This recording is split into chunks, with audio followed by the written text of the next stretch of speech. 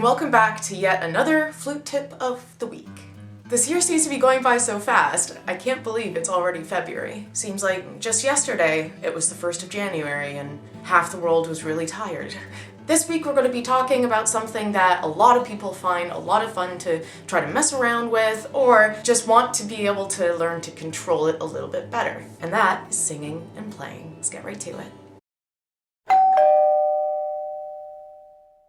Exercising singing and playing at the same time is not only helpful for contemporary repertoire, but also for opening up your sound. I remember teaching myself how to do this when I was about 13, and I was in the car with my mom. We were waiting for my brother to be done with school, and we were listening to the band Jethro Tull. And the lead instrument for Jethro Tull is a flutist called Ian Anderson, a flutist/singer, and he brought flute right into the rock scene and made it just such a powerful instrument. And there was this one song that was based on Bach's Badinnerie that he was doing singing and playing at the same time.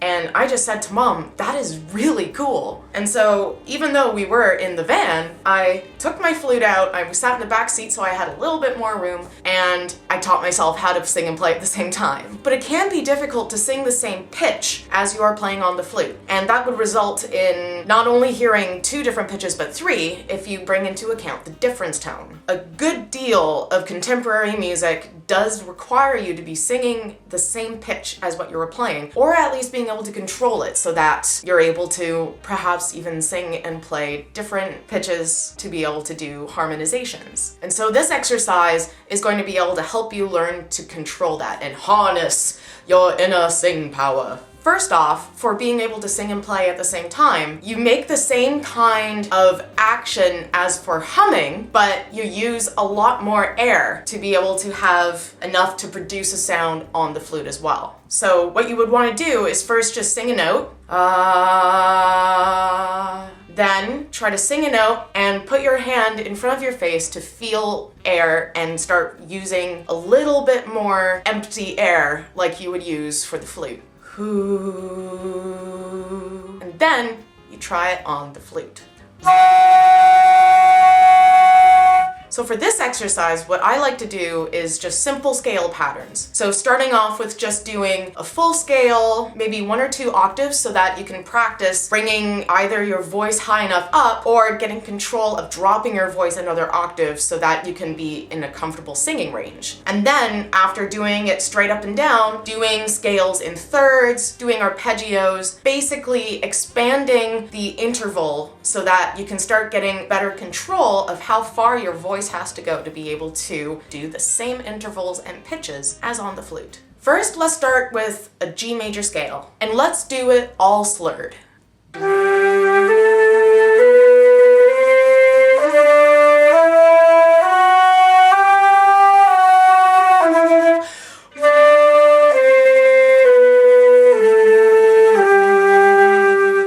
Now, let's do the same scale, but in thirds.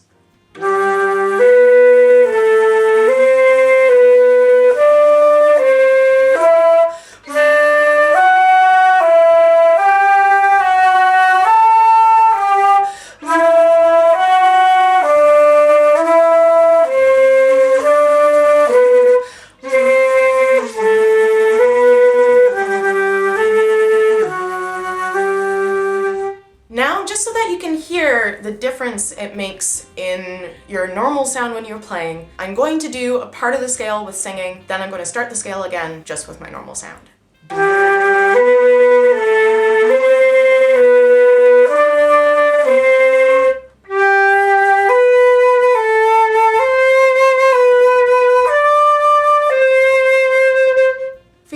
Relaxed, I'm able to get a good amount of resonance in there, and a lot of that is because using the voice at the same time as playing helps to relax your throat a little bit, because especially if, like me, you have quite a low singing voice, it'll actually, I find, help you relax the vocal cords once you are playing normally. Now what we're going to do is we're going to hold one note on the flute and then with our voice sing the same scale. So we're going to be holding a G on the flute, but we're going to be using our voice to sing the whole scale.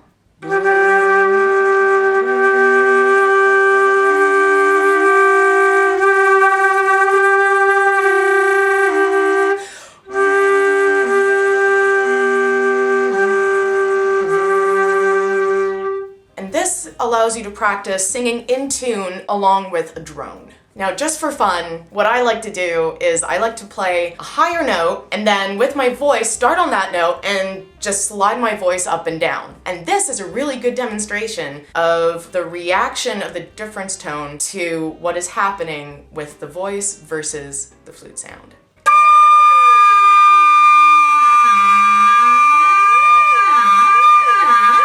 It's kind of cool, right?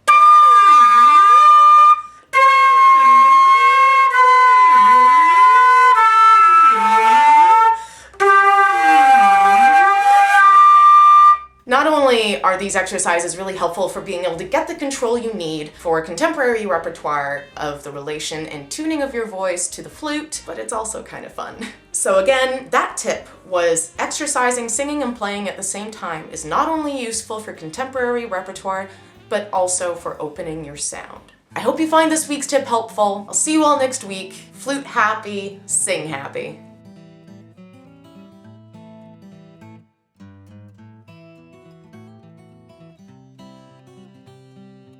For anyone who has ever been to my apartment before, they know that whenever I open the door for them, I look terrified because the buzzer for my intercom sounds like an electric chair. Also, my phone kinda works, but if you even slightly touch it, it normally falls apart. It's gotten to the point where I actually had to put a sign on it, even just for myself, to remind me not to break it. So yeah, that's my phone, and it welcomes in the terrifying buzz that scares the living daylights out of me.